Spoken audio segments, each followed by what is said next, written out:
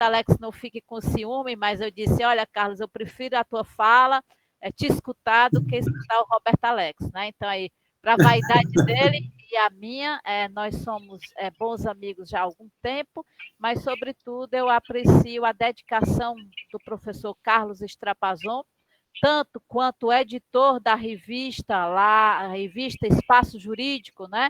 Ele era editor, agora ele depois de alguns anos, ele continua sendo editor adjunto da revista Espaço Jurídico, uma revista né, que graças ao empenho dele, ele conseguiu fazer com que rapidamente aquela revista subisse para ser um dos o extrato principal do Qualis, né, da classificação das nossas revistas jurídicas. Então, o Estrapazon, ele é uma pessoa dedicada, ele é uma pessoa realmente fiel ao magistério, é professor 100% de coração e que visa sempre que as ações causem impacto, né? E que a gente ainda tem essa esperança, e a gente estava discutindo, Estrapazon, se a gente tinha esperança ou não de transformar esse homem do Hobbes, esse homem aí do Maquiavel, né? Em alguma coisa plausível de se ainda poder acreditar no Estado. Né? A gente chegou aí, olha, a gente chegou numa viagem de pensar do texto que você propôs até pensar, será que a gente ainda pode dizer, como Maquiavel dizia, eu adoro o Estado, eu nasci para falar sobre o Estado, eu terei que me calar para sempre? Né? Então, a gente estava fazendo aí uma viagem sobre a questão da emenda proposta, né? da emenda que você sugeriu que fosse estudada, até realmente as questões éticas que envolvem o exercício de ser servidor público, não é? De ser representante do Estado. Então, em nome da Universidade de Fortaleza, em nome do PPGD Unifor, eu quero dizer que é um prazer e uma honra recebê-lo aqui mais uma vez na Universidade de Fortaleza. Lamento que não seja uma recepção presencial, porque sempre o carinho que nos move como italianos de origem, né, Estrapazão? A gente tem que tocar, a gente tem que falar, a gente tem que abraçar, mas então, como superamos essas agruras por meio da rede, né, por meio da internet, seja muito bem-vindo ao mais um debate dessa disciplina. Eu passo a você a palavra para que conduza agora os debates e a exposição sobre a temática. Bem, Gina, muito obrigado, muito gentil o convite, e eu adoro a Unifor, adoro o trabalho de vocês, sempre que posso me envolvo com o que for possível, né, porque é uma universidade que eu estimo muitíssimo, tenho muitos amigos, a começar por você aí, e aprendi a admirar o trabalho da Unifor, aprendi muito com a Unifor, a começar pelo trabalho editorial, que eu sempre menciono, você comentava que a nossa revista foi uma revista importante, tal, e de fato tem toda uma história aí, mas a inspiração inicial lá foi a revista Pensar, da Unifor, e então eu tenho um vínculo afetivo muito grande com essa universidade. Prezo muitíssimo, torço muitíssimo, ajudo sempre que me dão oportunidade. Então, eu quis trazer para a nossa conversa de hoje um tema atual, difícil, escassa literatura, né, na área do direito sobre ele, mas é um tema, assim, que a gente precisa abordar, e sobretudo no doutorado, né, em direito constitucional. O que eu vou tentar fazer na nossa conversa de hoje é um percurso sobre um percurso nesta emenda, né, a emenda 106, e um diálogo com as regras vigentes da Constituição, a fim de fazermos uma avaliação crítica do regime constitucional de finanças públicas que nós temos desenhado na nossa Constituição, e muito oportuno, porque também a Constituição aniversário ontem, né, 32 anos, vocês devem ter feito algo aí, nós fizemos também, e esse seminário é muito oportuno, porque, de fato, essa emenda muda algumas coisas bem importantes que foram estabelecidas em 88 e muito pouco exploradas pela dogmática constitucional. Nós nos tornamos especialistas em direitos fundamentais, sobretudo em direitos constitucionais, em processo constitucional nos últimos 30 anos, e desaprendemos muitíssimo sobre os meios de realizar esses direitos fundamentais e esses direitos constitucionais. Desaprendemos muito, de escassa doutrina, esse tema sobre o arranjo institucional adequado para uma Constituição como essa. Esse é um debate que ficou para trás. Nós nos empolgamos muitíssimo com uma esperança, assim, de que a judicialização dessa Constituição poderia ser realmente um caminho de efetivar os direitos constitucionais, e em certa medida sem dúvida, né? Todavia, o desenho constitucional das políticas públicas, e particularmente a diversidade das políticas públicas, né, a dogmática que nós temos sobre políticas públicas é basicamente políticas sociais, né? E há outras políticas públicas extremamente importantes previstas na Constituição. A política fiscal é uma delas, né? A política monetária é outra, né? A política de regulação financeira que está nessa Constituição, a política contratual, né? Tem diretrizes muito importantes aí no texto constitucional, desde contratação de pessoas até contratação do setor privado, né? Então, estou querendo propor um balanço, né, sobre o momento, né, que a gente está vivendo, o aniversário da Constituição, os temas o modo como nós nos preocupamos em efetivar a Constituição, e o que essa emenda 106 traz de muito importante, a meu ver, e o que vai ser a dogmática constitucional depois dessa emenda 106? Que eu tenho a impressão que essa emenda 106 ela traz claramente uma solução temporária para um problema que é pensado como um problema temporário. Todavia, ela vai deixar cicatrizes bem marcantes na nossa política fiscal, na nossa política financeira, na nossa política de contratações, na nossa forma de proteger a dignidade da pessoa humana, na nossa forma de proteger a segurança de renda, na nossa forma de acelerar soluções no campo da saúde, da assistência social. Essa emenda ela vai trazer algumas coisas que acho que a gente vai falar por muito tempo. Então, a minha intenção era essa, né? Levantar esse tema do regime constitucional extraordinário, né?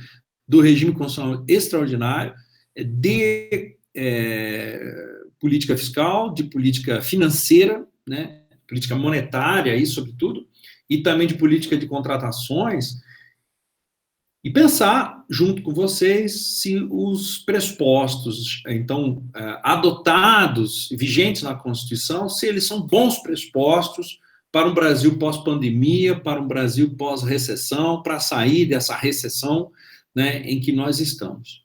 Então, eu vou tentar, o ideal para mim seria conseguir compartilhar a tela. Gina, eu não sei se isso vai ser possível, então, eu estou aqui no navegador, que é o Firefox, eu vou tentar, e aí você me diz se foi possível. Senão, eu vou precisar mudar de navegador. Deixa eu ver.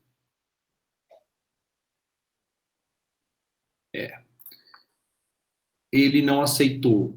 Você quer mandar para a gente, Trapazão, para que a gente possa... Na verdade, eu não tenho aqui um PowerPoint, na verdade, eu vou navegar na Constituição, vou navegar na emenda, mas eu mudo aqui bem rapidinho para o navegador, só preciso abrir a tela no mesmo link que você me mandou, só que usando o Chrome aqui, vai dar certo. Só um instantinho, então peço um minuto, uma paciência aí, o imprevisto, que, né, é só uma questão da tecnologia que a gente está usando. Já está abrindo aqui, já estou acessando o link. Aí eu vou abrir e vou fechar o outro. Por um instante eu vou sair, para não, senão vai dar um ruído, um chiado aí forte. Só um instantinho. Pronto. Já achei aqui o link da Gina. Já estou clicando nele. Então, agora eu vou fechar o outro. Por um segundo eu vou sair, tá?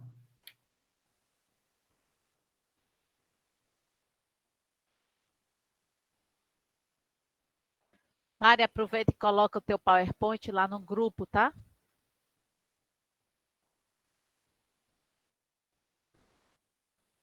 Bom dia, professora Rosa Júlia. Seja bem-vinda. Olá. Estão me ouvindo aí, Bom dia, Gina? professora Gina. Bom dia, professor Estrapasson. Prazer estar com Oi. vocês. Muito bom dia. Pronto, acho que agora eu vou compartilhar aqui a tela inteira.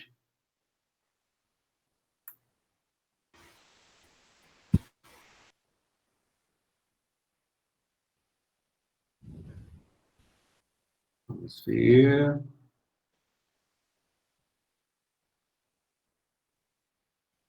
Pronto. Está visível, né?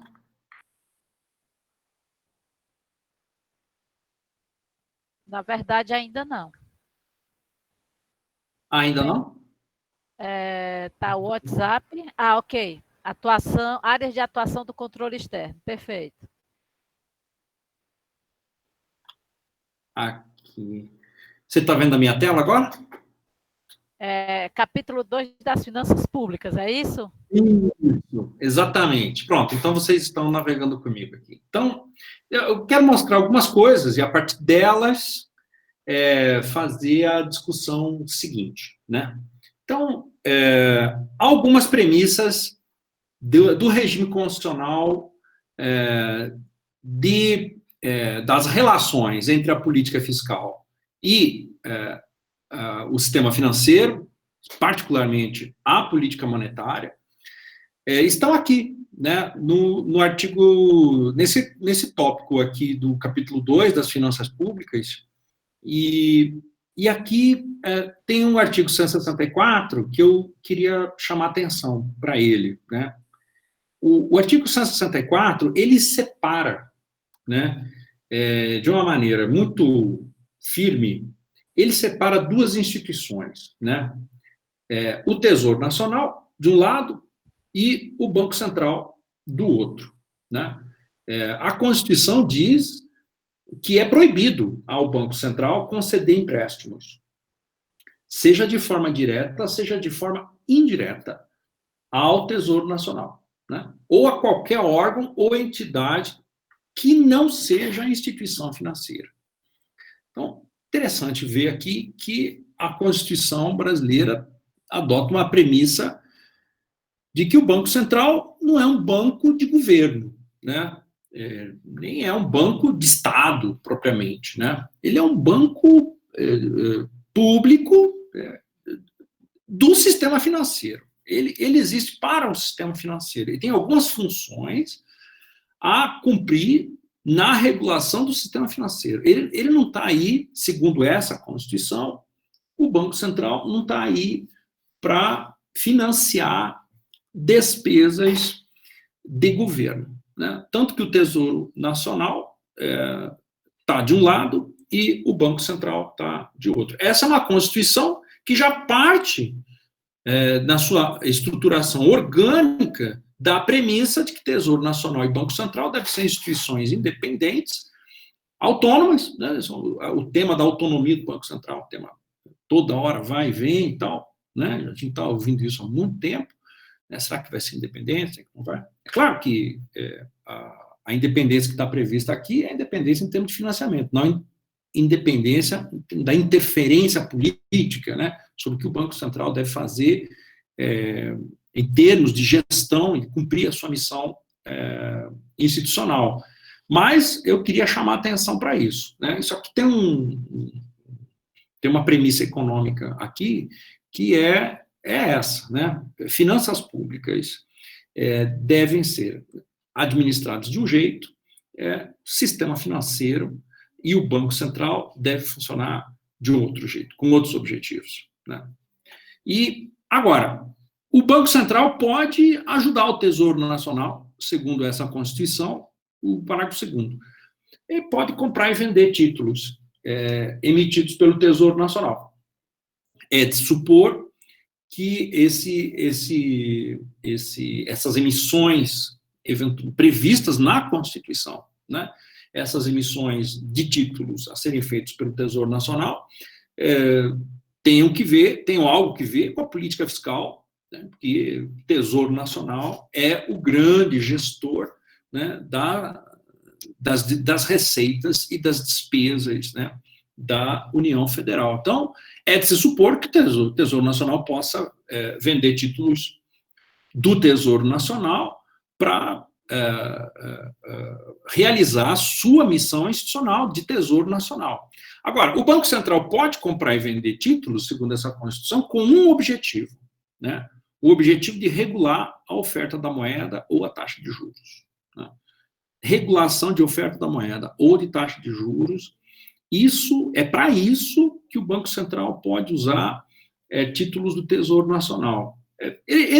O Banco Central não pode comprar títulos do Tesouro Nacional para ajudar o Tesouro Nacional a fazer a sua política fiscal. Isso aí não está previsto na Constituição essa possibilidade. A única possibilidade aberta aqui é o Tesouro Nacional poder comprar e vender títulos do Tesouro.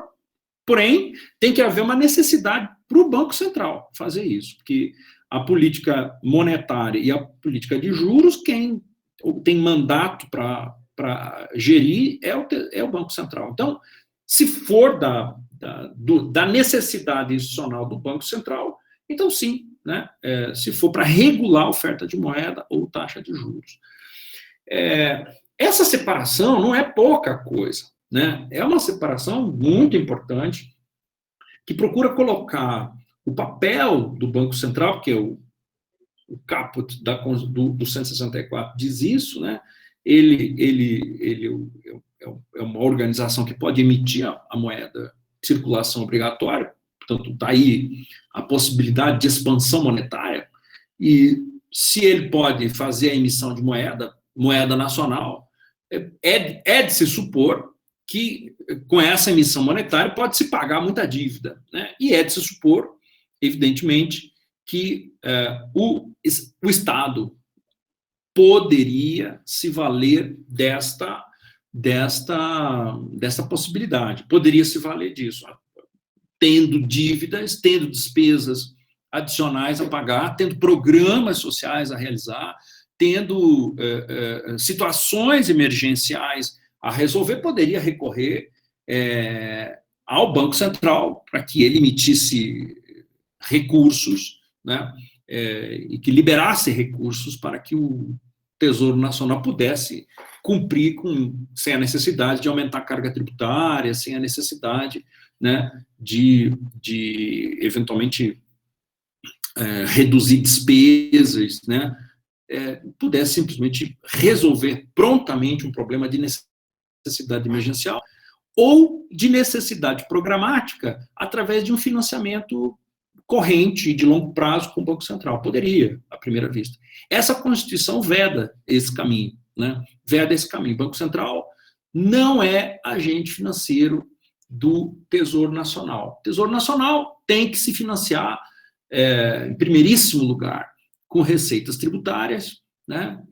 Todas as despesas de Estado têm que se financiar, em primeiríssimo lugar, com despesas, com receitas de tributos, ou com receitas outras, com venda de capital, por exemplo, do Estado, ou com operações de crédito. Isto até é possível, porque a própria Constituição admite a intervenção do Banco Central para ajudar o Tesouro Nacional a fazer operações de crédito. Mas a Constituição coloca uma regra geral que a venda de títulos do Tesouro Nacional pelo Banco Central, ela fica condicionada a uma necessidade também do próprio Banco Central de regulação de oferta de moeda ou de taxa de juros, né?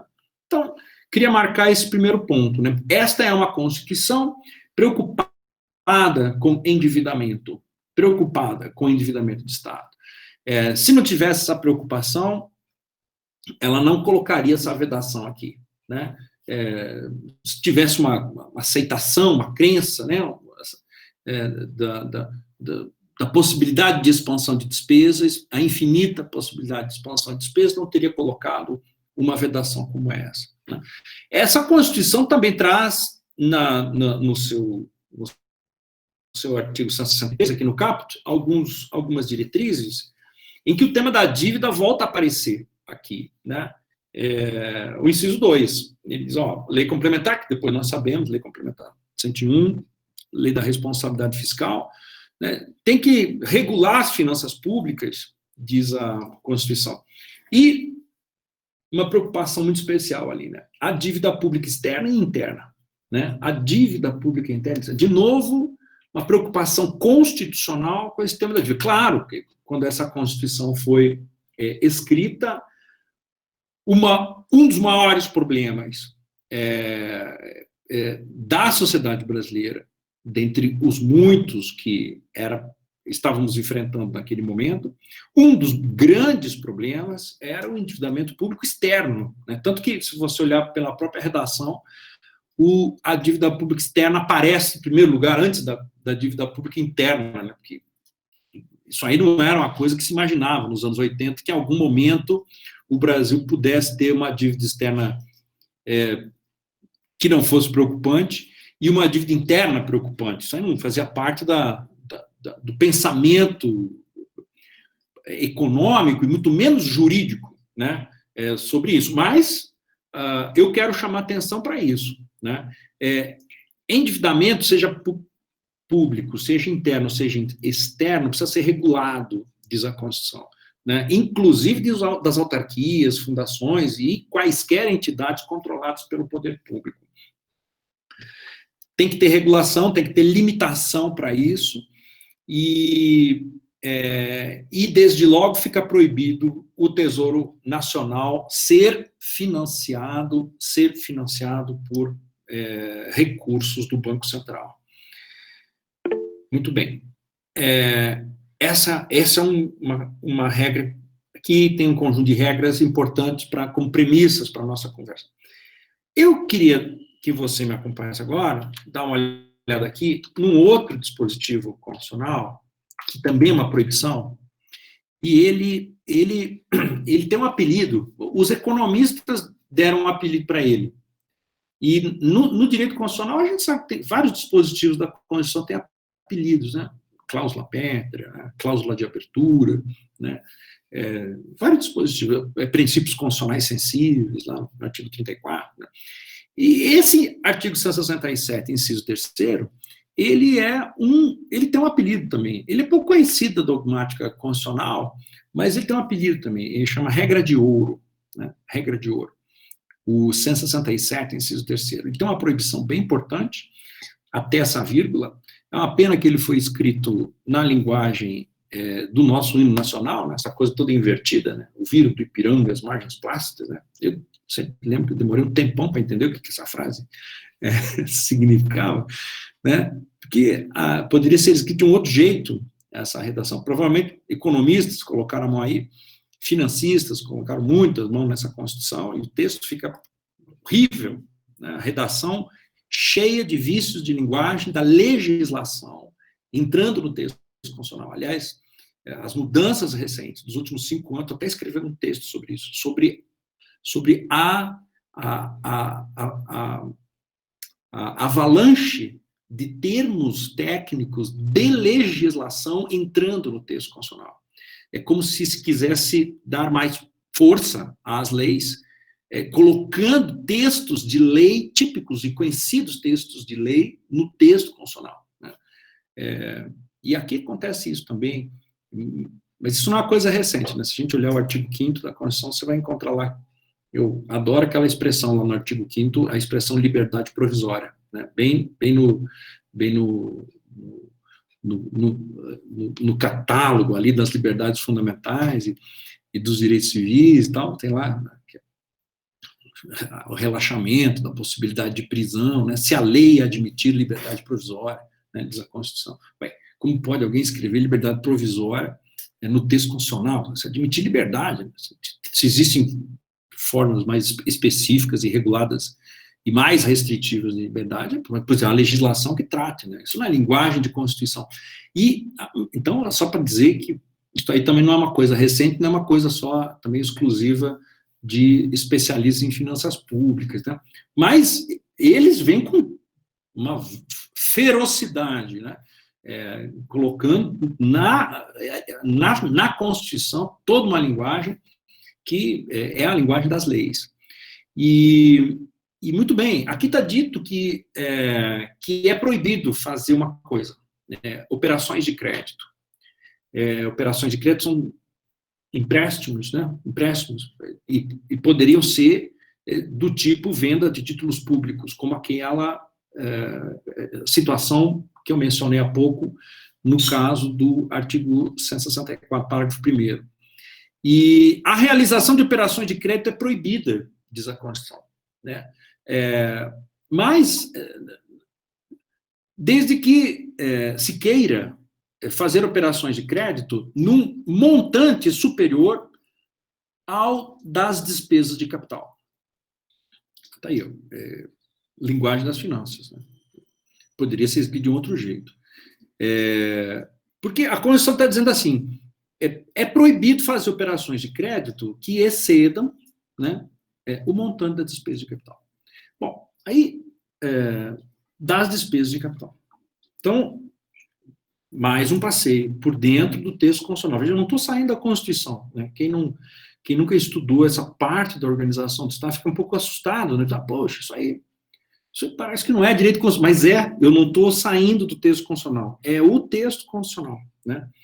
Então, eu só queria chamar você para dar um pulinho ali no artigo 165, onde tem as diretrizes do plano plurianual, de diretrizes orçamentárias, e também da lei orçamentária anual. Aqui tem um parágrafo 8º que regula exatamente o que deve conter a lei orçamentária anual, né? Ele proíbe que a lei orçamentária anual tenha qualquer outro dispositivo que não seja previsão de receita e fixação de despesas, né? Previsão de receitas e fixação de despesas. Então, todo ano, precisa lei orçamentária anual, todo ano é preciso um projeto de lei orçamentária anual e uma aprovação de lei, portanto, em diálogo com o Congresso Nacional, sobre as receitas e as despesas previstas para o ano, né? Sempre em coerência com a lei de diretrizes orçamentárias, né? Que pode ser atualizado, deve ser atualizado ano a ano, não vem junto, né? Então, a Constituição diz, vai ter uma lei onde estarão estabelecidas as receitas e as despesas, né? E as receitas e as despesas que estão previstas nesta lei, elas são regidas pela Lei 4.320.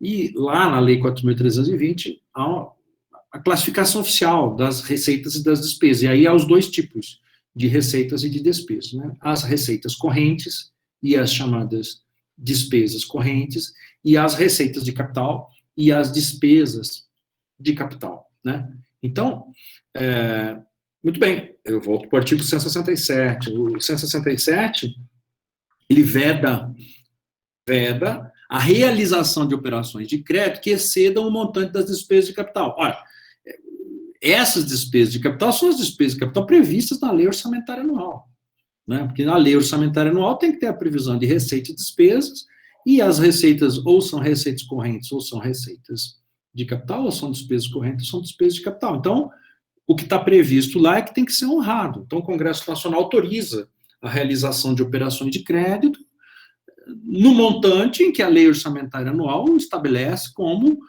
despesa de capital, né? Se isso fizer sentido para o plano plurianual, né? Se isso fizer sentido para as necessidades do Congresso Nacional, aprova o plano plurianual, aprova uma série de despesas de capital, e o Poder Executivo diz, olha, não vou ter receita tributária suficiente para realizar essas despesas de capital, eu vou recorrer a operações de crédito para realizar a despesa de capital. E isso pode ser feito, né? Pode ser feito. Então, despesas de capital, diferente das despesas correntes, despesas de capital são muito especiais, porque as despesas de capital também poderiam ser chamadas de investimentos. As despesas de capital, elas são despesas feitas pelo governo, mas o proveito o proveito que se vai ter com essas despesas é de longo prazo, não é de curto prazo. Diferente das despesas correntes. As despesas correntes são o proveito das despesas correntes são de curto prazo para as pessoas que são afetadas imediatamente com a despesa, né? Típica despesa corrente, pagamento de folha de salários, né? Típica despesa corrente, pagamento de aposentadorias e pensões, né? Despesa corrente, manutenção de obras públicas, né? Despesa corrente. Você faz a despesa e o proveito existe, mas ele se circunscreve a um momento curto e, normalmente, a uma geração de pessoas, né? Os que recebem aquele recurso ou recebem aquela benfeitoria temporária. Uma despesa de capital já é diferente, porque ela envolve a aquisição do imóvel, ela envolve a construção, né, de rodovias, ferrovias, portos, né, compra de empresas estatais, compra de capital de empresas. Despesa de capital é uma despesa de longo prazo. Por isso que a Constituição autoriza o endividamento do Estado brasileiro. Ela autoriza. Por isso que está escrito na forma do ouvir do Ipiranga as margens plácidas, né? Aqui poderia estar dito assim, o Estado pode se endividar com operações de crédito, se ele tiver um plano de investimentos sustentável para o desenvolvimento nacional. É isso que está dito aí, né? Mas aí está dito com aquela linguagem, como eu disse no início, com a linguagem de finanças, parece que foi escrita por quem vem da contabilidade para eles, né? Como se a preocupação fosse uma preocupação contábil. Pois não, isso não é preocupação da Constituição. Muito embora as questões contábeis importem, mas elas não são as mais importantes para o texto constitucional. Para o texto constitucional, o que é realmente importante são as condições de desenvolvimento, porque, afinal de contas,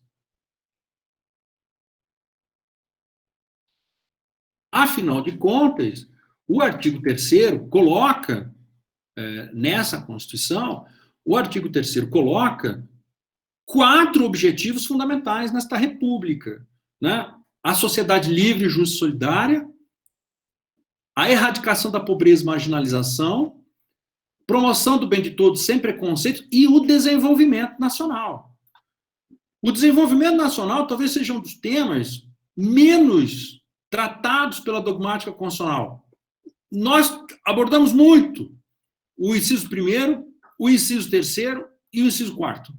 Mas o inciso 2º, praticamente nós desistimos de falar disso no Brasil. Desistimos, desaprendemos. Eu não sei por quê. Talvez a nossa ansiedade de desenvolver logo a proteção da dignidade da pessoa humana, né, de criar condições de cidadania, né, melhorar urgentemente as condições de trabalho, criação de trabalho e pluralismo político. Nossa sede pelos princípios aqui, pelos fundamentos do artigo 1º, é muito grande, né? E nós praticamente desistimos de pensar as condições de desenvolvimento nacional. E uma condição para desenvolvimento nacional, não é a única, mas uma condição extremamente importante são os investimentos que o Estado pode fazer dentro de um plano plurianual de desenvolvimento. Se isso existe, um plano plurianual de desenvolvimento coerente, o Poder Executivo não pode ficar, por decreto, criar um plano plurianual de desenvolvimento. Ele tem que conversar com o Congresso Nacional. Mas esta Constituição autoriza o endividamento para este fim, para o fim de geração de investimentos. E os investimentos em capital podem ser dos mais variados tipos. Pode ser, né, mobilizando as energias de uma das 347 empresas estatais que ainda há no Brasil. Eu vou repetir o número. São 347 empresas estatais que o Brasil ainda tem, muito embora tenha passado por um colossal processo de privatizações, né, de empresas estatais, 347. Dessas, a União Federal participa diretamente como controle do capital de 48 delas. Né, e indiretamente de 91, somando os controle direto e controle indireto. Isso aí não é brincadeira. Isso aí é uma coisa impressionante. Né?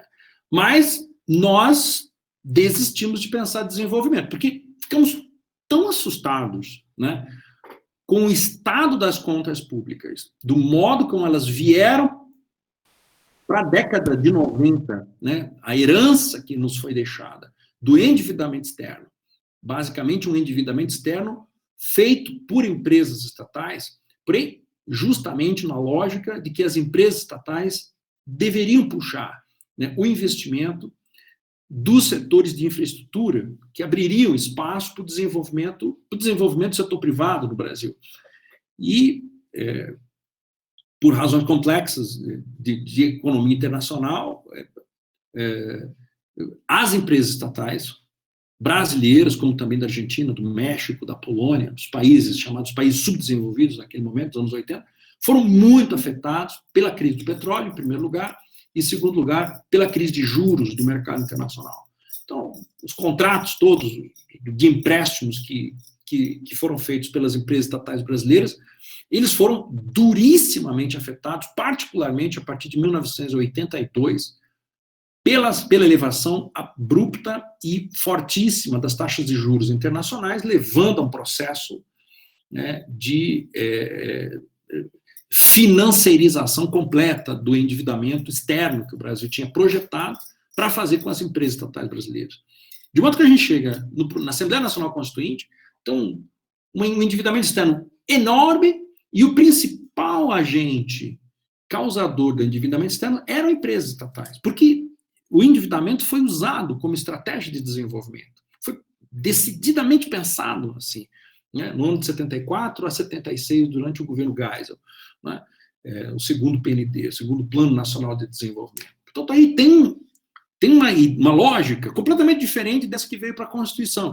Quer dizer, nos anos 70 e antes, o endividamento público fazia parte da estratégia, das ferramentas que o Estado brasileiro poderia mobilizar para gerar o desenvolvimento nacional. A Constituição de 88 restringe muito, por causa de toda a queimação que nós levamos com o endividamento externo. Mas ela deixa uma porta aberta para o endividamento com operações de capital, desde que ele seja feito no âmbito das despesas de capital. Não pode, portanto, fazer operações de crédito para pagar despesa corrente. Não pode fazer isso, né? Pagar despesa de folha de pagamento, pagar despesa de pensões, aposentadorias, isso é despesa corrente, portanto não pode ter despesa corrente.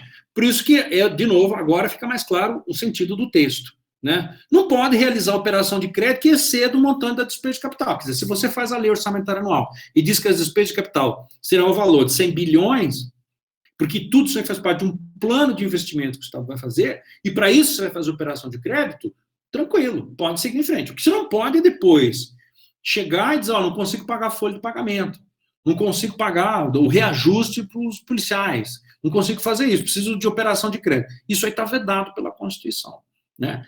Agora, tem uma exceção, né? Pagar despesa corrente com operações de crédito, essa possibilidade existe, mas ela tem que ser autorizada de modo expresso, através de créditos suplementares ou especiais, né? E tem que ser feito por lei, e tem que ser feito, portanto, em diálogo com o Congresso Nacional.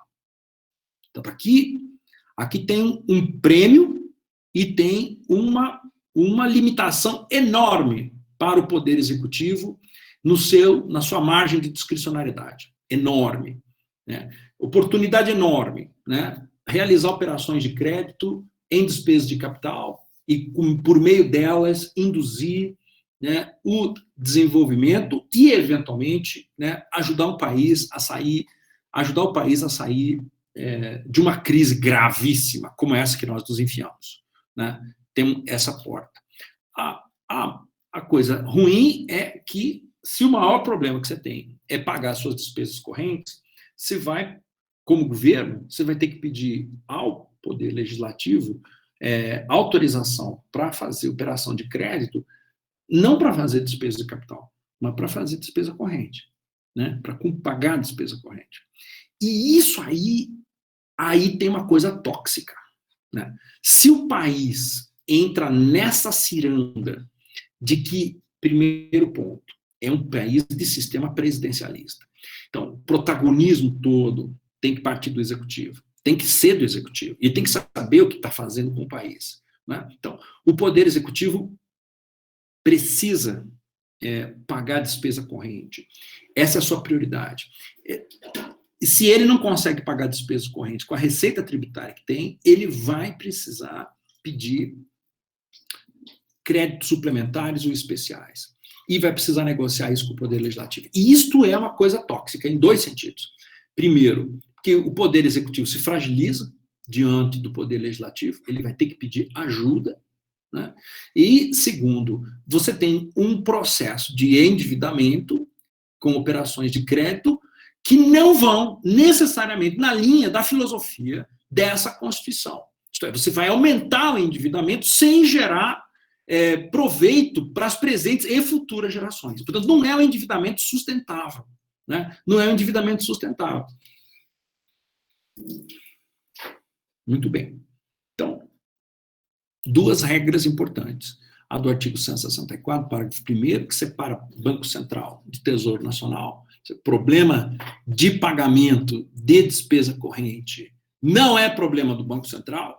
Isso é um problema que tem que ser resolvido pelo Tesouro Nacional, com a política tributária, com a política administrativa, de despesa. Isso não é problema do Banco Central. O Banco Central está aqui para fazer a política de juros, política de câmbio, né, política monetária. Está aí para isso, né? E pode até fazer a venda e a compra de títulos públicos, porém, isso tem que ser para atender as necessidades institucionais de Banco Central. Salvo essa hipótese excepcional, no caso, né, de haver a necessidade de parte do Poder Executivo, necessidade de fazer operações de crédito excedentes às despesas de capital, e aí o Poder Executivo precisa pedir uma autorização legislativa.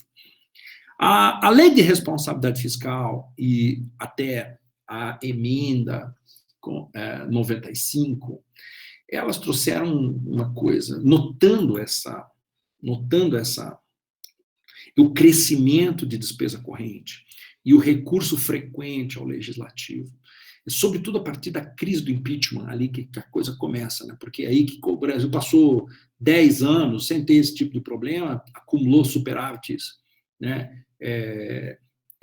Nessa relação entre arrecadação tributária e despesa corrente, né? Isso aí chama superávit, o resultado primário, né? O superávit primário ou déficit primário, mas o Brasil teve superávit primário durante 10 anos seguidos, é muito tempo que não se via, conseguiu até grau de investimento internacional. Então, o Poder Executivo não tinha que ficar barganhando abertura de crédito especial, né, ou suplementar, tinha que ficar barganhando isso, porque não tinha déficit nessa conta das receitas e despesas correntes, né, não tinha déficit. O primeiro déficit vai aparecer ali com a Dilma, e aí a coisa se complica muito, aí vem a grande recessão em seguida, e a coisa, o crescimento das despesas correntes, né, vai obrigar a tomar alguma medida urgente para mandar um recado, né, para o mercado, né. Na verdade, o Brasil, desde o Plano Real, manda um recado para o mercado, né, que o Brasil vai fazer um endividamento responsável, sustentável, que as contas públicas vão ser administradas de forma sustentável. Desde o Plano Real, 3 coisas se tornaram dogmas, não foram escritos na Constituição, mas isto é uma mutação constitucional que pouca dogmática constitucional tem lidado com ela. É uma mutação constitucional, muito interessante. São 3 coisas que praticamente se tornaram convenções constitucionais. Não é texto constitucional escrito, não é direito constitucional, mas certamente convenções, que vêm do campo econômico, né? Que vêm do campo econômico. Então, gestão das contas públicas com meta de superávit primário, né? Banco Central como uma instituição que tem uma missão específica, controle da inflação, e para isso ele vai usar uma política bem específica, que é a política de taxa básica de juros. E o terceiro pilar é o mercado de moeda estrangeira flexível, mostrando uma direção de abertura econômica do país, né?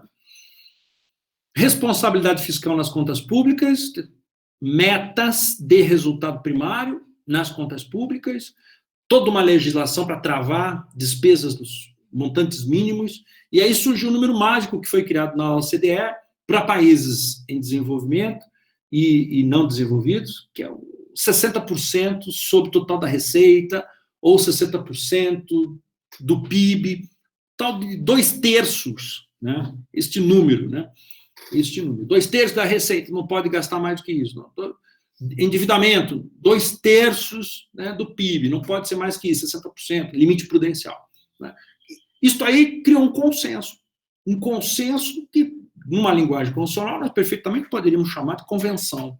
Isso é uma convenção, atravessou diferentes governos, foi criado durante o governo Fernando Henrique Cardoso e atravessou todo o governo PT, quer dizer, fez um giro ideológico super importante, mas permaneceu ali, com uma pequena variação no segundo mandato do Lula, pequena variação, mas não muito, Henrique Meirelles estava lá, Banco Central, para garantir que esta mensagem é dada. Tanto que, durante todo esse período, a taxa Selic ficou lá na estratosfera. Um negócio incrível isso, né? Um país que tinha, né, grau de investimento, mostrando segurança nas contas públicas, né? Podia ter feito colossais investimentos em capital, com operação de crédito, credibilidade para fazer isso, superávit primário, crescimento econômico, tudo ali, né? E taxa de juros lá nas alturas, né? Uma coisa incrível, né? Você ter taxa de juros elevada por causa de uma crise internacional, como aconteceu lá nos anos 80, até dá para entender.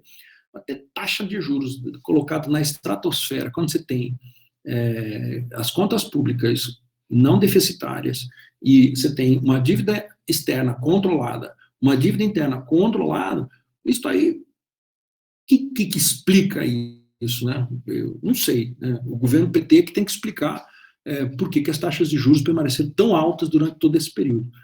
Bem, o fato é que depois da crise do impeachment, esse tema do endividamento voltou, do endividamento do Estado acima dos chamados limites prudenciais, voltou a aparecer. E a resposta foi pronta. Durante o governo Temer, ao bom estilo do Temer, rapidamente aprovou uma alteração substancial no texto constitucional, que chamou de novo regime fiscal. Que, a rigor, não tem muito de novo aqui, é mais um lance retórico interessante. De novo, a Constituição sendo usada aqui como propaganda política, né? Fica instituído um novo regime fiscal. Isso não é linguagem para usar na Constituição, isso não é outdoor, né? Isso é texto constitucional. Né? Fica instituído novos limites de gestão orçamentária e fiscal, tudo bem, né? Mas novo regime fiscal, que novo? Na verdade, estabeleceu tetos, né, chamado teto de gastos, né, e aí estabeleceu aqui, ó, no 106, 107, estabelecendo os tetos de gastos. Olha, cada um dos limites a que se refere o caput desse artigo equivalerá, né, para o ano de 2017, a despesa primária paga, mais a inflação de 7,2%. E a partir daí, o crescimento da despesa corrente, né, crescimento só pode ser baseado na despesa do ano anterior mais inflação, né, com algumas exceções que tem aí, não vou entrar nesse ponto, porque não estamos analisando isso aqui pontualmente, mas o que é importante aqui é uma preocupação de travar o crescimento das despesas correntes. É como se a gente dissesse que o 167.3 não está dando certo, né, que a exceção virou a regra. Toda hora o executivo lá pedindo orçamento suplementar e autorização para fazer operação de crédito e pagar despesa corrente. Né? Então, isso aí começou a ficar preocupante. A exceção virou a regra. Despesa corrente virando a regra, o crescimento da despesa corrente virando a regra. Né? E isso aí mandando um recado muito ruim, né, para investidores. Né? Não sei quais investidores, mas o mercado financeiro, basicamente. Né? Criando ameaça, sobretudo a grande ameaça, o nosso grande medo, pelo menos a grande justificativa da volta da inflação.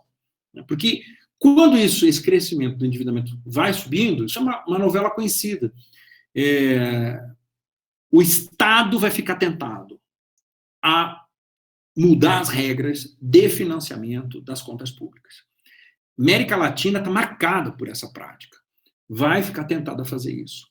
E vai fazer isso recorrendo especialmente a operações de crédito e ao Banco Central.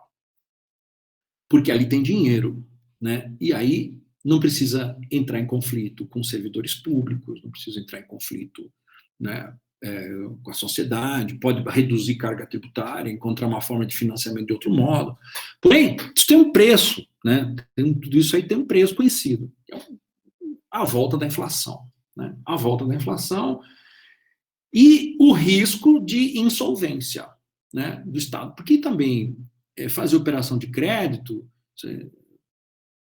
pode funcionar, mas pode não funcionar, né? Porque depende se o mercado vai querer comprar títulos do Tesouro Nacional ou não, né? O Tesouro Nacional do Brasil não é Tesouro Nacional dos Estados Unidos, nem da Inglaterra, nem da Alemanha. Então, uma coisa é você ter a ferramenta de financiar o Tesouro Nacional de um outro jeito que não seja com tributação, que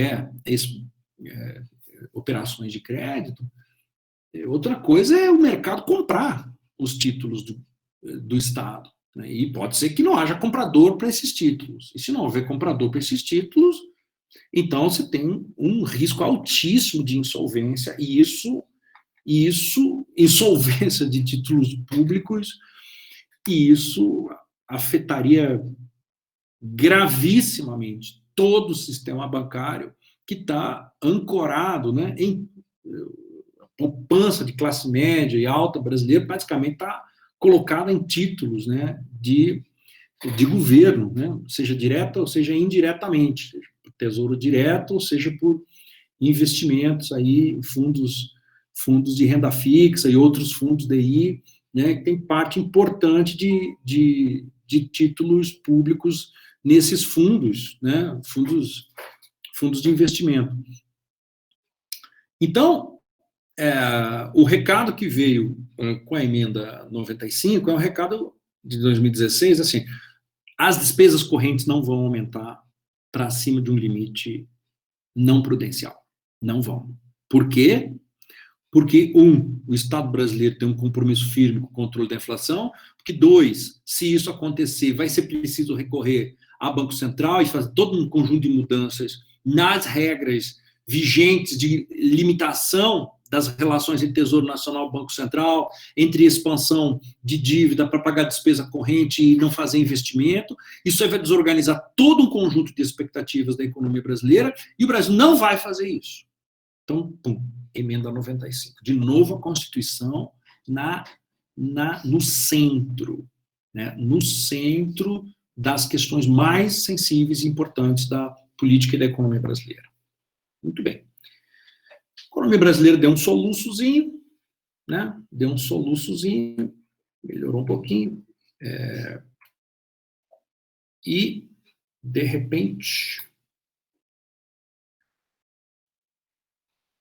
deu um soluçozinho, estava muito, os resultados anteriores, né, de atividade econômica estavam muito ruins. Se você conseguir ver aqui, esse aqui é um gráfico que eu elaborei da variação do PIB brasileiro desde 1900 aqui até 2020 aqui.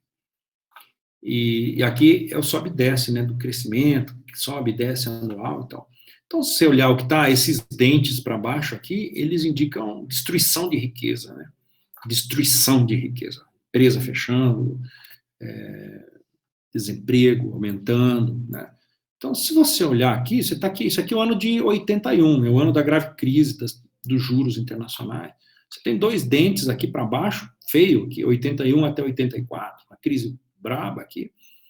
Mas depois a economia retoma, né? Só vai ter uma nova crise em 1990, né, até 92, a crise do impeachment ali e tal. Mas depois, olha só, né, tem um sobe e desce aqui, mas tudo acima da linha do zero ali, né? Vai passar um período aí de 1992 a 2014 com economia crescendo, né? Crescendo aqui, por exemplo, nesse fosso aqui, crescendo menos do que podia, como cresceu nos anos anteriores, mas ainda assim crescendo, né? Não tinha crise grave. Mas olha o que acontece a partir de 2010, quando nós colhemos aquele excelente resultado de crescimento de 7,5%, né? Olha o que acontece aqui, ó. de lá para cá ficou um vazio. Essa cadeia de montanhas aqui, que bem podia ser, ó como era o período anterior, né? Crescimento, ó. Se passa esse período aqui de 1942 a 1990, 1980, de 42 a 80, sem nenhum dente para baixo aqui, indicando uma destruição de riqueza. Só aumento de riqueza. Claro que isso aqui não está embutido aqui a desigualdade social que está sendo gerada, a favelização, a urbanização, eu sei disso. Só estou dizendo que em termos de crescimento, que não é o melhor indicador para medir desenvolvimento, mas é um indicador importante, né? Aqui vai acontecer uma coisa muito diferente, né?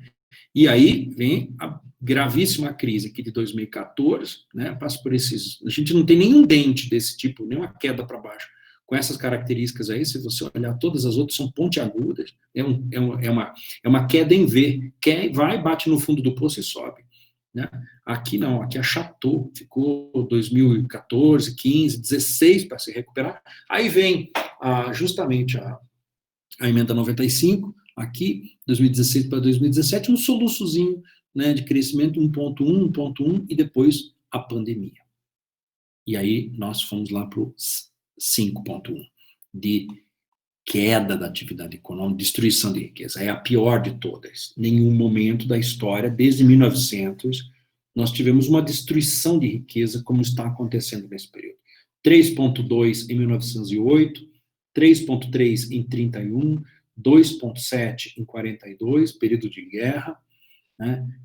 4,3 em 81, a gravíssima crise dos juros, o início do endividamento da chamada década perdida, e daqui a pouco você está tendo uma outra década perdida aqui, ó, porque de 2010 a 2020 nós não melhoramos nossa vida, só fomos destruindo o que foi construído ali atrás, né? E agora vamos colher uma queda de 5,1% do PIB. E a Constituição lá. O jornal Valor Econômico noticiou em 31 de agosto de 2020 isso, né, que já é bem conhecido. O orçamento de 2021 prevê 1,5 trilhão em despesas, e 93% dessas despesas são despesas obrigatórias, são despesas correntes. 93%.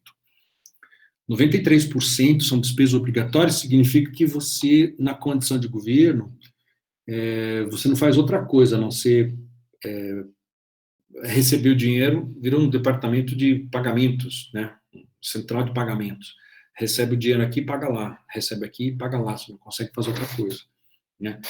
Então, 7% é a margem de investimentos dentro do orçamento, tal como posto aqui, né? É claro que se poderia pensar numa política de expansão da dívida para fazer investimentos de capital e mobilizar o Estado brasileiro para ele tirar o país do fosso.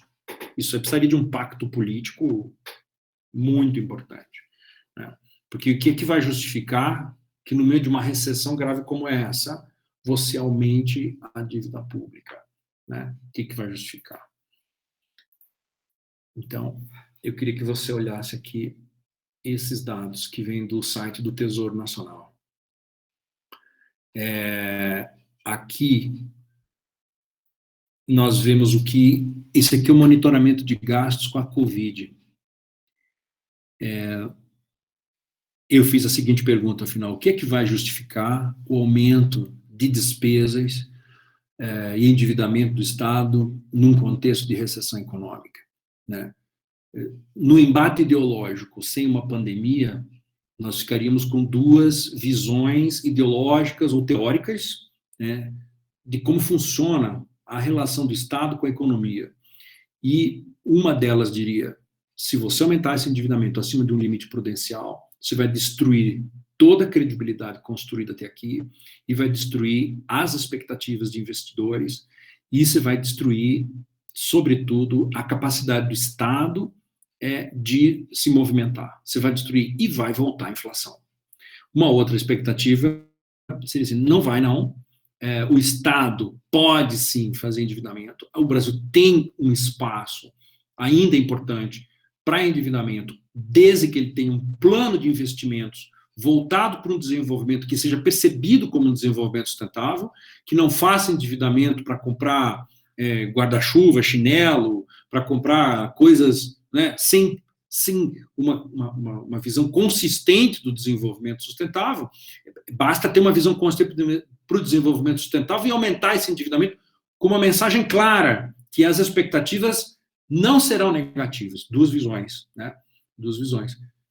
Uma muito cética quanto a esse caminho, outra muito otimista quanto a esse caminho, mostrando que vários países do mundo fizeram exatamente isso e que, para sair do fundo do poço, precisa de um empurrão do Estado. Não significa que o Estado tem que se tornar uma China, muito embora a China e a Coreia não deram bola para preconceitos desse tipo e foram em frente. Você vai dizer, no caso não tem democracia, é bem mais fácil, é verdade. No caso da Coreia, é mais difícil de contestar, porque tem democracia e tem uma decisão estratégica de Estado de usar, de fato, o endividamento de Estado para colocar a sociedade num outro patamar de desenvolvimento. Você tem que ter um plano de desenvolvimento muito bem concebido e muito bem costurado, né, politicamente com toda a sociedade. Bem, enquanto os dois grupos ficam se digladiando e com suas, né, incertezas, suas dúvidas, com sua dificuldade de mostrar evidências, vem uma pandemia e exige um crescimento de gastos públicos que equivale a uma previdência social inteira num ano. Em 4 meses, o Congresso Nacional autorizou, por um período emergencial até dezembro, o gasto adicional de 586 bilhões de reais, já foi gasto até agora 441 bilhões de reais. Isso aí provocou um terremoto nas contas públicas. Isso aqui é o painel também do Tesouro Nacional, mostrando receitas e despesas. Aqui embaixo, ó, vou chamar a sua atenção, para você ver aqui. Deixa eu tentar abrir um pouquinho mais. Aqui, ó, você vê aqui você tem o ano de 2019, tá? E aqui você tem o ano de 2020, ó. E aqui você tem receita total, e aqui você tem despesa total, tá? Receita total, despesa total, tá? Então, se você comparar o que foi o ano de 2019 inteiro, né? Receita total, 787 mil.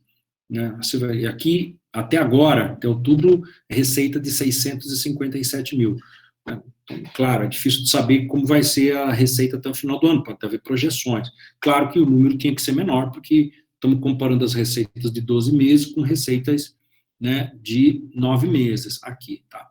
Mas daí, quando você olha para as despesas, olha só, ó, as despesas do ano de 2019, total, tá? 672 bi. E olha o que aconteceu aqui, né? Com receitas, com as despesas totais da União Federal apenas, tá? Em 9 meses, 943 bi. Isso já deu uma diferença de 271 bi em relação ao que foi o total de despesas de um ano inteiro. Continuando a evolução dessas despesas, nós vamos chegar ao final do ano certamente com 350 bilhões de reais a mais, né, e com a queda da receita tributária por causa da inatividade econômica, nós vamos certamente ter um péssimo ano em termos de resultados, né, enorme gasto público, com despesa corrente, basicamente despesa centrada na saúde e auxílio emergencial, basicamente despesa de assistência social emergencial, assistência a empresas emergencial, mas tudo despesa que não é despesa de capital, é só despesa corrente propriamente dita. Isso aqui, essa conta não fecha dentro da lógica do texto constitucional, da expansão controlada das despesas correntes com operações de crédito e tal. Não dá. E a pandemia exigiu uma mudança, essa sim, uma mudança de regime fiscal, né? Uma mudança de regime fiscal. A emenda 106.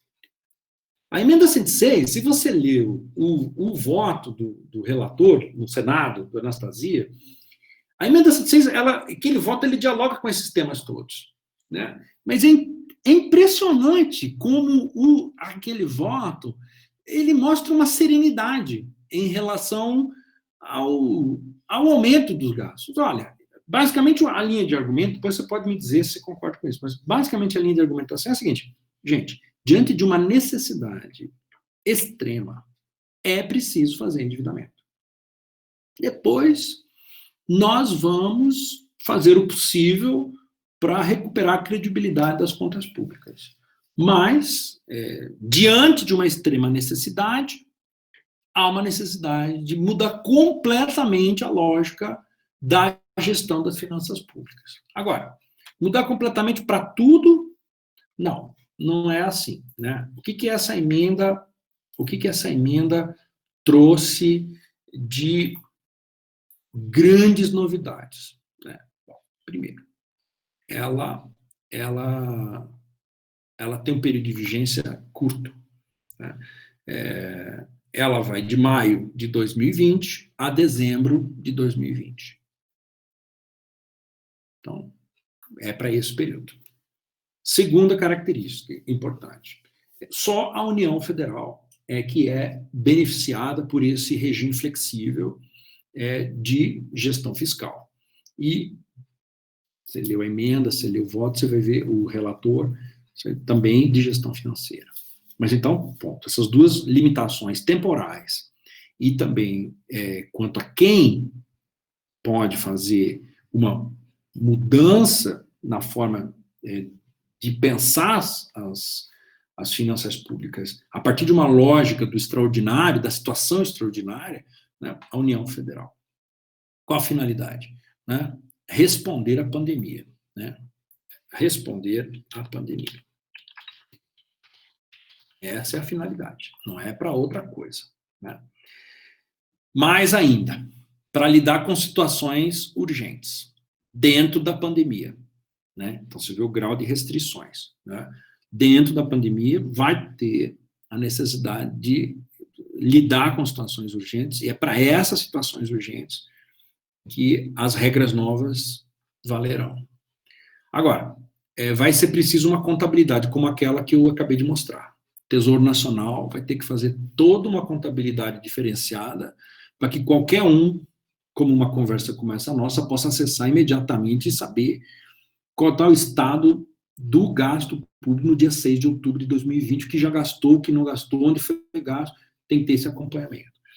E o presidente da República, ele vai ficar dispensado das metas de resultado primário quanto a essa despesa extraordinária. Vai ficar dispensado. Isto é, não vai fazer parte da eventual censura que o Congresso Nacional possa fazer ao Poder Executivo, porque esta emenda constitucional cria uma situação de uma espécie de imunidade a uma eventual responsabilização por causa justamente da situação de pandemia reconhecida e declarada por todos os organismos da área de saúde. Então, prestação de contas presidencial fica apartada. O que importa para mim não é a pandemia. Se você começar a olhar para o tema da pandemia, você vai ficar sensível, vai ficar, poxa, tem que fazer o gasto.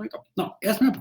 O ponto importante é situações extraordinárias admitem medidas extraordinárias. Essa Constituição está dizendo isso. Essa emenda está dizendo isso.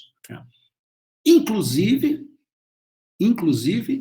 a mudança de todas as premissas da chamada responsabilidade fiscal, que, aliás, prevê hipóteses, a própria lei da responsabilidade fiscal prevê a hipótese de não cumprimento de suas metas em situação de calamidade, desde que o Congresso Nacional assim o declare.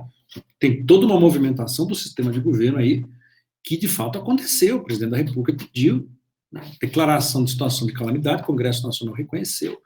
Mas a situação de calamidade não é para ter uma política de saúde arrojada, é para estar dispensado do cumprimento das metas de responsabilidade fiscal. É isso que significa a decretação da calamidade. Ali, né? Quando o presidente faz o pedido de decretação de calamidade, ele não precisa apresentar um plano de política de saúde. Ele precisa apresentar um plano de despesas urgentes e emergentes que vão aparecer, mas não uma política de saúde. É interessante isso, que o Congresso Nacional declara a situação de calamidade, mas é de calamidade fiscal, não é de calamidade sanitária, embora expressamente seja calamidade sanitária, mas implicitamente é de calamidade fiscal, porque junto do projeto, do pedido presidencial, não vem um plano nacional de enfrentamento da calamidade. Vem só o pedido da demonstração da necessidade do aumento das despesas. Então, é interessante ver como o jogo das políticas fiscal e financeira vão aparecer priorizando o aspecto fiscal, seja no caso da responsabilidade, seja no caso da irresponsabilidade. A minha pergunta que fica do ponto de vista constitucional é se, de fato, está correto declarar a suspensão temporária de todas essas regras constitucionais sem um plano de contenção nacional de enfrentamento à saúde. O problema sanitário que emergiu, que levou o Congresso a declarar a situação de calamidade. Essa emenda cria um regime financeiro especial para o Tesouro Nacional e o seu relacionamento com o Banco Central. E do Banco Central com o setor privado. Ela, incrivelmente, autoriza que o Banco Central compre títulos emitidos pelo Tesouro Nacional, não diretamente, mas compre no mercado secundário, compre de agentes privados que compraram os títulos. O Banco Central pode ser financiador do Tesouro Nacional, por essa regra. Portanto, contrariando completamente o artigo 164 que a gente viu antes. Permite que compre títulos públicos no mercado secundário, desde que tenha uma classificação. O Senado Federal bateu no peito, cantou o hino nacional, quando disse isso, olha, nós vamos deixar que o Banco Central faça isso. Isso aí não se faz há mais de 70, 80 anos, vamos autorizar. Mas tem que ser esses papéis classificados como BB- ou superior. Colocou essa trava de mercado financeiro, como se aquilo ali fosse uma garantia, né, de que o Banco Central, e a relação entre o Banco Central e o Tesouro Nacional vai ser uma relação segura, né? Pode comprar títulos de micro e pequena empresa, o Banco Central pode comprar títulos de instituições financeiras, também no mercado secundário, pode ser um financiador do setor privado, o Banco Central, não só o BNDES. Por isso que o Brasil tem a separação de Banco Central e Banco de Desenvolvimento Econômico, o BNDES. Mas aqui o Banco Central fazendo um papel semelhante ao de um banco de desenvolvimento. E nós não estamos falando de desenvolvimento, estamos só falando de segurar a gravidade da crise, né? Criou um regime fiscal especial, dizendo que as despesas correntes e metas fiscais podem ser ampliadas, né? Suspendeu as limitações da lei da responsabilidade fiscal e criou um regime especial de contratação por tempo determinado, contratação de pessoas, né? Contratação de fornecedores, né? Portanto, novas despesas correntes ou renúncia de receitas podem ser feitas para enfrentar a pandemia e sem os limites legais vigentes. E mais do que isso, né? Mais do que isso, se você lembrar da redação do 673, lá dizia que tinha que ser com autorização de lei para abertura de crédito suplementar ou especial. Mas aqui é uma situação extraordinária. Então, é um regime extraordinário, e por ser regime extraordinário, está dispensado também a necessidade de aprovação do Congresso Nacional para abertura desses créditos. O presidente da República pode fazê-lo por medida provisória. E isso é um outro fato impressionante, né? Claro, dentro de uma limitação, tem uma dotação, 586 bilhões, mas o presidente pode fazer o gasto, ele declara que é urgente e pode fazer a despesa por medida provisória. E não vai precisar, não vai se sujeitar a esses gastos, não vai se sujeitar ao controle do Congresso Nacional pelas regras da lei, pelas metas estabelecidas na Lei de Diretrizes Orçamentárias do período anterior. E, por fim, além de essa emenda 106, ela dispensou, né, o limite de financiamento das despesas correntes por meio de operação de crédito, né? Operação de crédito pode agora financiar despesa corrente, né? Ora, o que isso aí, agora eu posso voltar a vê-los, que eu quero já ir encerrando. O que isso pode nos trazer de né, de reflexões. Né? Situação extraordinária pode alterar completamente as premissas constitucionais de finanças públicas, de relação do Tesouro Nacional com o Banco Central, e pode mudar seriamente o regime de contratações. Tudo que sempre se disse é que quando isso acontecesse, isso poderia gerar inflação, aumento crescente de dívida, de endividamento estatal. Para fazer gasto corrente, certamente geraria inflação. A inflação não veio. A inflação não veio, a taxa de juros foi lá para baixo, a inflação não veio e o investimento também não veio. A gente continua numa situação de muita incerteza. Agora, a minha questão para a gente discutir é isso. Esta 586 bilhões é um gasto muito importante para que essa discussão sobre os limites e as amarras do desenho constitucional atual sobre financiamento do desenvolvimento ou de despesas muito especiais, né, de que esse desenho constitucional ele possa ser questionado.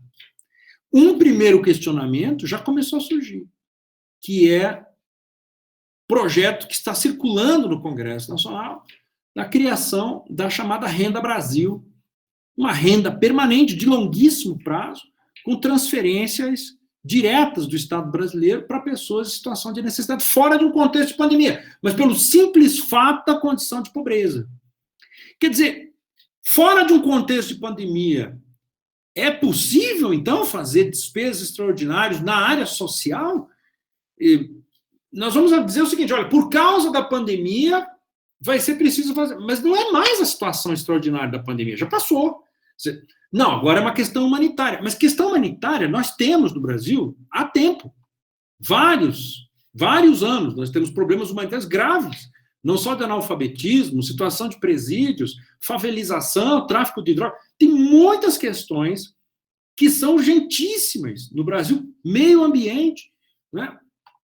Água, né? Tem muitas questões. E a pergunta é, será que o nosso desenho constitucional das finanças públicas, essa relação de finanças públicas com o Banco Central, essa relação de finanças públicas com despesa corrente, essa relação de operação de créditos e necessidades urgentes de desenvolvimento humano e sustentável, será que esse desenho constitucional é o desenho constitucional adequado para o futuro do Brasil? Ou o Brasil vai aprimorar o seu olhar sobre os dogmas, né, que foram criados, né, nos últimos 20 anos, desde o Plano Real.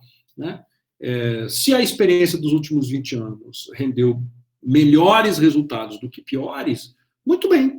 Mas a questão é se nós poderíamos fazer mais, né, tivéssemos melhores acordos políticos e melhor clareza, né, teórica e conhecimento sobre os limites e as possibilidades das finanças públicas para o nosso desenvolvimento. Né?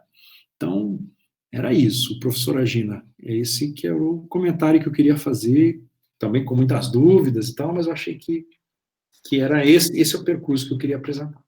Muito bem, Strapazon, muito obrigada por sua reflexão, né? Como eu não sei se você sabe, mas a minha disciplina principal se chama, na verdade, Estado, Constituição e Economia, e eu realmente fiquei assim muito satisfeita, recebi esse presente dessa sua reflexão crítica, né?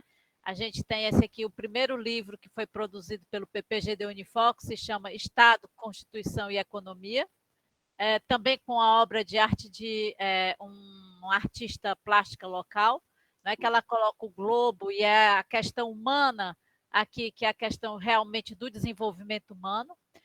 As palavras-chave que guiam todas as nossas publicações tratam crescimento econômico e desenvolvimento humano. Essas são as palavras-chave da minha reflexão, né? Desde que entrei no PPGD em 2004, né? De 2004 para cá, a gente tem trabalhado nessa vertente, e eu fiquei muito satisfeita com sua reflexão crítica, satisfeita por um lado, triste por outro, porque realmente a gente estava pensando, será que é possível individualmente você colaborar, tomar decisões? Ou será que a gente vai voltar lá para o filme A Casa dos Espíritos, né? A gente estava com esse papo cabeça antes de começar o diálogo aqui. Gente, eu fico sempre na impressão que eu vou viver melhor se eu tiver só a minha caixa, né? Quando aquele filme, não sei se você lembra da Casa dos Espíritos, né? Claro.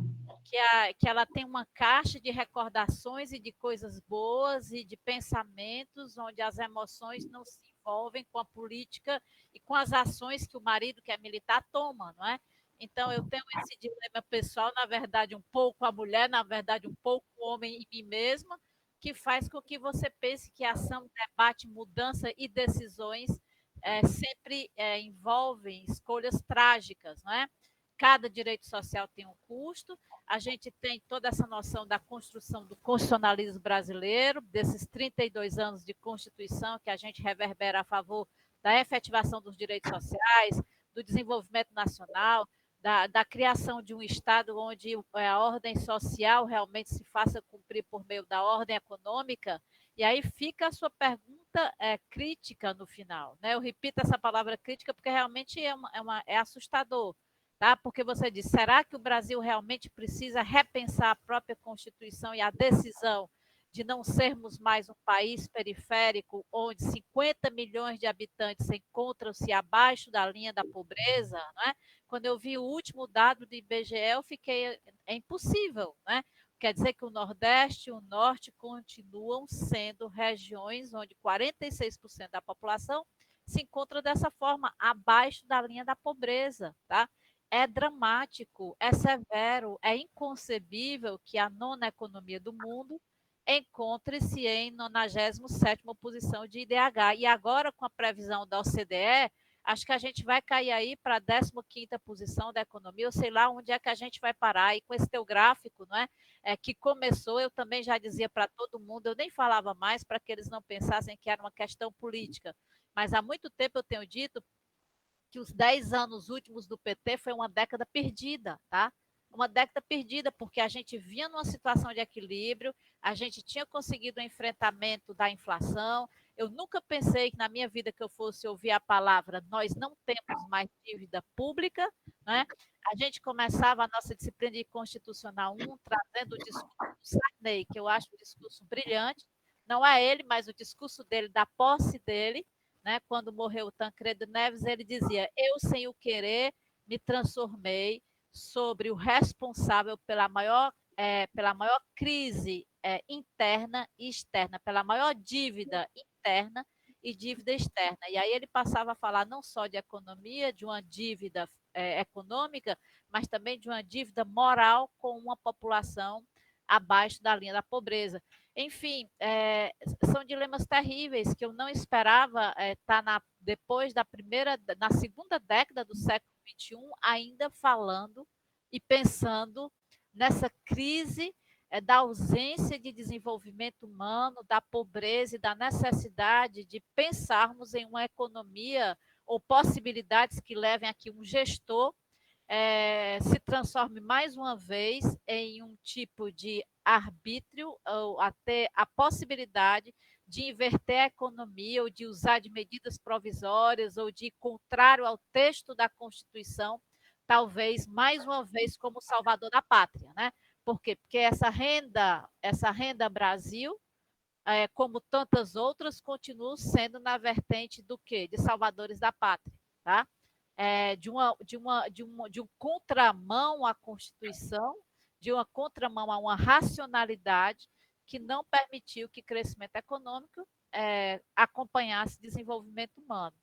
Então, eu gostei muito da tua exposição, prestei atenção até agora. Eu estava pensando onde é que ele vai parar com tudo isso, tá? Eu estava assim meio que em pânico quando eu ver lá a instituição. Eu achei que você fez um trajeto brilhante. Foi no mesmo modelo do Aires de Brito, né? Que o Aires de Brito tem esse tipo de palestra. Ele vai, Ele começa colocando a semente, ele vai aguando aquela semente e você vai vendo a planta crescer até chegar na conclusão e levar a plateia a que ela compreenda aquilo que você quer chegar. Então, assim, até humildemente, né, essa é a minha reflexão aqui como plateia, tá? Eu gostei bastante, até porque a minha profissão principal é ouvir e fazer discursos, né? Então, parabéns pelo teu discurso, parabéns pela tua reflexão crítica, parabéns por essa preocupação patriótica com o Brasil. Eu tenho certeza, eu sei como foi difícil conseguir todos esses dados, né? Eu sei também da alegria que a gente tem ao investigar cada um desses sites, em descobrir aquilo que vai fazendo as conexões, né?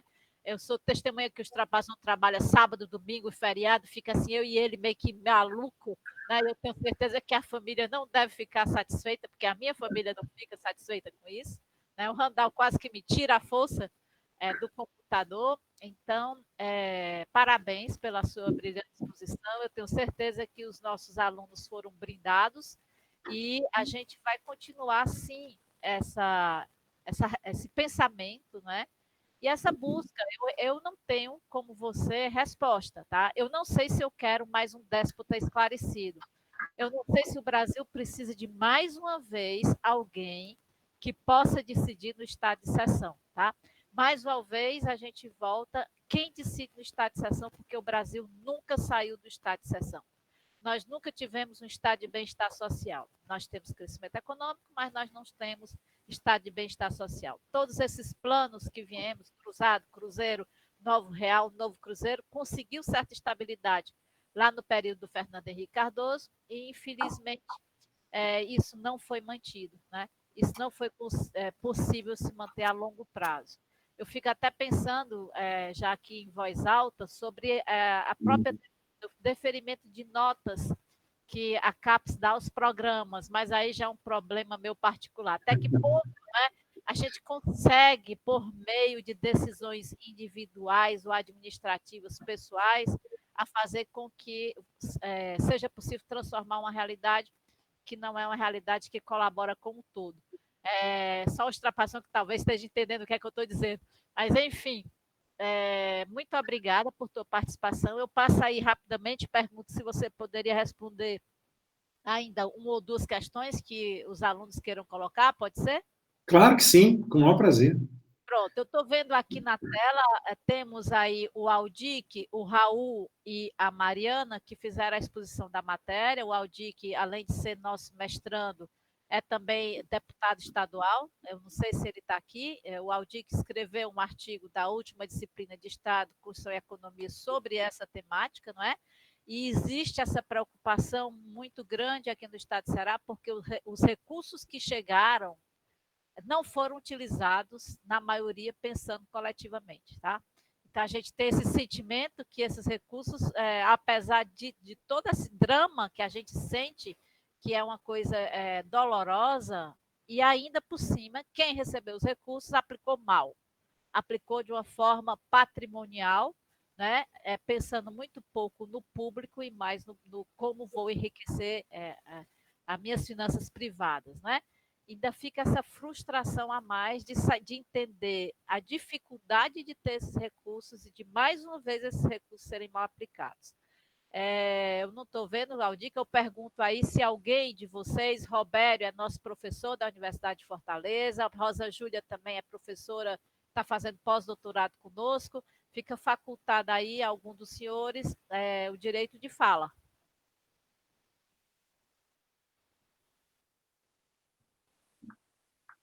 E aí, tá todo mundo pensando, o Extrapazão, com medo, talvez, de falar. Bora lá, Rosa Júlia, começa aí, tu que és a mais crítica, para depois não vir falar comigo só. Bem, professor Extravasão, realmente, eu estou aqui numa encruzilhada, tentando pensar, ou tentando fazer algumas digressões em relação a essas decisões trágicas, né? E o que me veio assim mais pungente ao pensamento é a questão do populismo que a gente vive no Brasil atualmente. E pegando realmente todos os ensinamentos do Ernesto Laclau, né? Então, você vê exatamente que, diante de encruzilhadas como esta, né, de difícil solução, de uma busca difícil de contentamento das pessoas, as pessoas estão muito desencantadas, elas têm muitas demandas, existe um fosso muito grande para o surgimento dessas ideias populistas. E talvez é isso que aconteceu no Brasil, porque o populismo promete situações muito fáceis, né? Banaliza problemas exatamente para oferecer soluções mirabolantes, né? Demoniza, né, toda a velha política, como se chama, outras soluções que foram realmente entabuladas no país. E eu acho que nós estamos, nesse momento, no Brasil, vivendo, né, essa negação, né, dos reais problemas e de uma forma efetiva para se trabalhar essa encruzilhada de desenvolvimento econômico realmente e como financiar isso daí.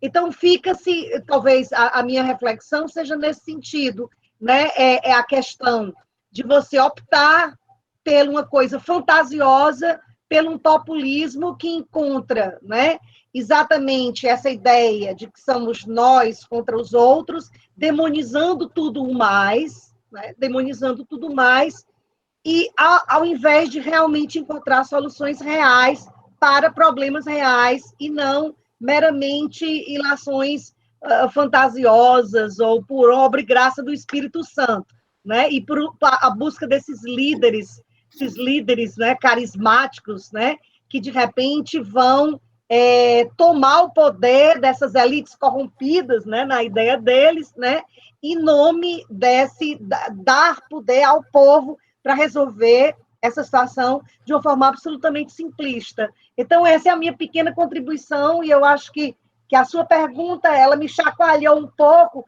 a pensar realmente nessas raízes do populismo no Brasil, que eu estou, inclusive, escrevendo um artigo sobre isso, né? Parei o artigo para assistir sua palestra, e aí me veio, então, fazer esse link realmente do que a gente está vivendo. Muito obrigada, professor, e é sempre um prazer intelectual de estar com o senhor presente, e estaremos presentes no evento, né, lá no final do mês da Rede DD. Muito obrigada. Strapazon, eu fico pensando sempre assim, se a gente consegue realmente superar a tragédia dos comuns, né, do Harden Garrett, e a gente conseguiria chegar a uma solução na esfera da Elinor Ostrom, que é o que ela diz que sim, que é possível sim a gente superar essa tragédia dos comuns. Mas, pessoalmente, eu sigo também essa mesma linha da dúvida, né? Ela diz que a racionalidade, que as pessoas, que a praticidade, que sim que nós iremos encontrar soluções para superarmos a tragédia dos comuns, ou, de acordo com Fernando Araújo, lá de Lisboa, a tragédia dos baldios. Mas eu quero passar aqui a palavra rapidamente também para o Aldic, que está dirigindo na estrada, também é candidato político, né? Eu gosto de escutar assim a voz de como pensam aqueles que às vezes a gente acusa tanto, exige tanto deles, né, uma atitude. Na verdade, ele é do Legislativo, mas também tem forte envolvimento no Executivo. Aldic, você está podendo falar, não?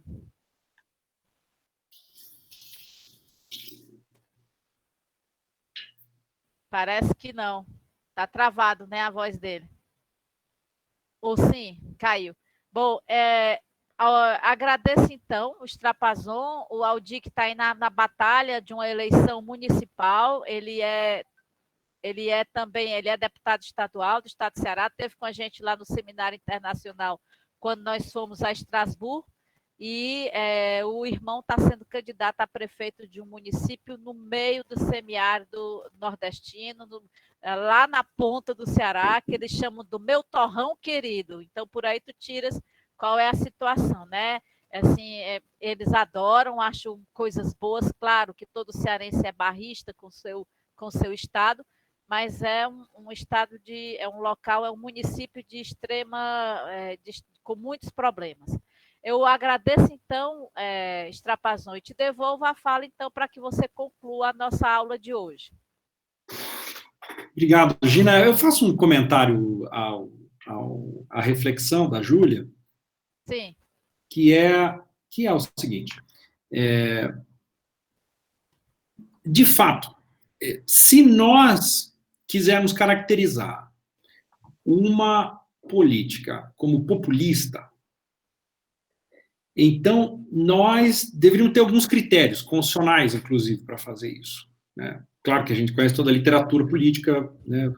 A relação direto com o povo, negar as instituições e tal, mas tem uma coisa na subcutânea ali que valeria a pena nós refletirmos, que é o seguinte,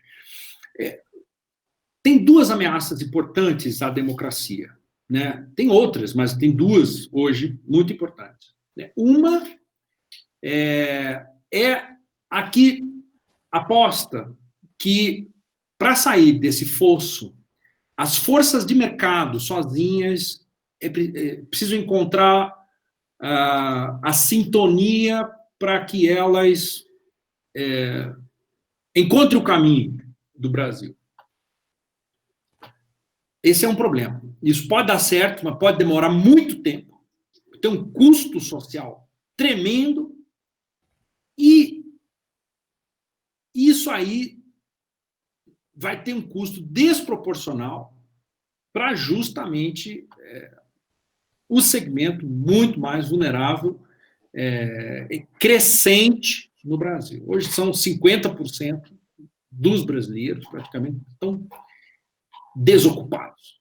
Então, a destruição de riqueza e capacidade de destruir bem-estar da nossa situação atual é muito grave. Então, a omissão política é inaceitável nesse momento, porque isso coloca em xeque a própria existência do Estado, da democracia. Ué, como assim deixar que as forças de mercado sozinhas encontrem o caminho das coisas? Isso não está certo. Numa situação grave, não está certo. Então, esse é um ponto. O outro ponto é o excesso de bondade. E aí, um elemento de populismo. O excesso de bondade. Eu vou ajudar você. Eu, Estado, vou ajudar você. Eu, Estado, eu, governante, vou ajudar você. Isso é muito ruim para a democracia também. Eu não sei qual dos dois são piores, mas é muito ruim também. Mas o que há de comum entre essas duas alternativas? A que opta pelo mercado como o caminho da salvação, sozinho, né? Nunca esquecer do nosso artigo 193 da Constituição, né? Nunca esquecer dele.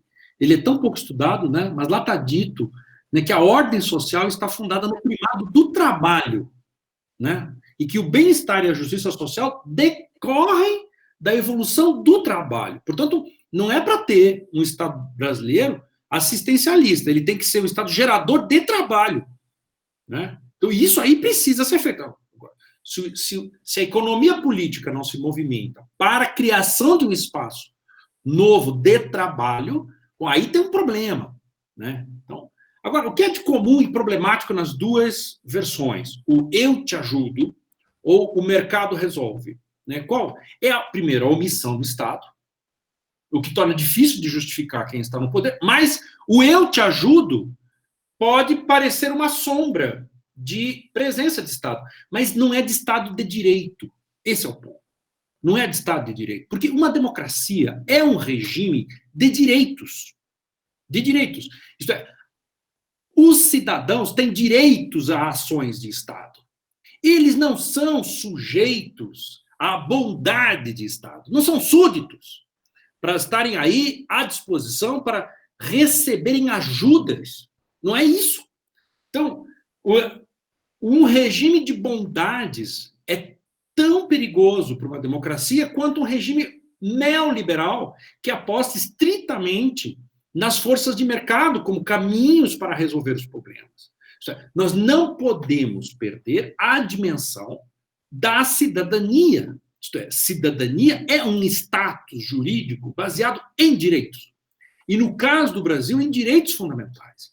Então, se é para existir políticas sociais, pois que existam, mas que sejam estruturadas dentro de uma lógica de segurança social, dentro de uma lógica de direitos, e institucionalizada, e não diante de uma lógica, né, de doações, como se a riqueza pública pertencesse a algum governante. Isso é antirrepublicano e antidemocrático.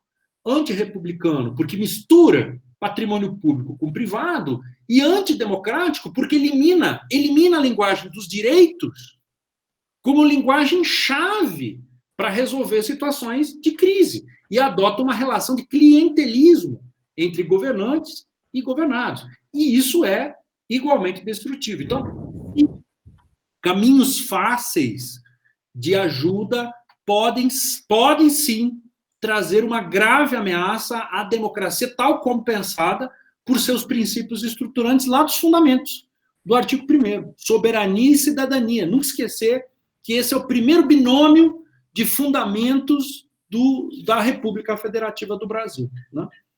Então, só esse comentário, professor.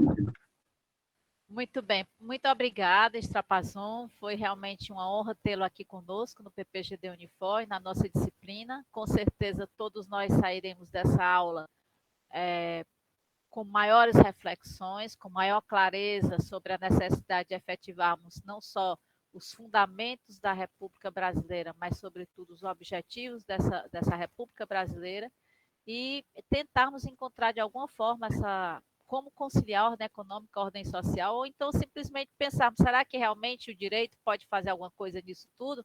Será que essa visão entre fatores jurídicos, políticos e econômicos, realmente eles são capazes de se mesclarem, de tomarem uma amálgama que provoque crescimento econômico com desenvolvimento humano?